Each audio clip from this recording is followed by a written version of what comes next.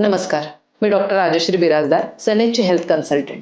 आज आपण डिस्कस करणार आहोत व्हायरल इन्फेक्शन, सर्दीपासून होणारे व्हायरल इन्फेक्शन बद्दल, ज्यामध्ये शक्यतो आपण बघतो लक्षणं जशी सर्दी, कोरडा खोकला, कधी कधी खोकल्यातून कफ पडणे, घसा दुखणे, घशात खवखवणे, गिळताना त्रास होणे. तर या कंडिशनमध्ये आपण घरगुती उपाय काय आहेत त्याबद्दल आपण बघणार आहोत.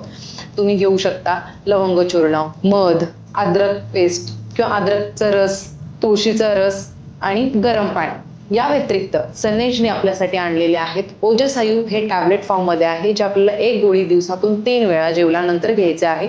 व तुलसी ड्रॉप हे 4 थेंब कोमट पाण्यातून दिवसातून 4 वेळा प्यावे.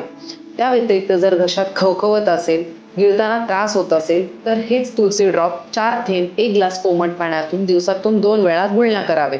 नाक चोंदलं असेल, श्वास घ्यायला त्रास होत असेल, तर तुळसी ड्रॉप गरम पाण्यात टाकून रात्री झोपताना वाफ घेऊन झोपावे, ज्याने तुम्हाला शांत अशी झोप लागेल व श्वास घ्यायलाही त्रास होणार नाही. धन्यवाद.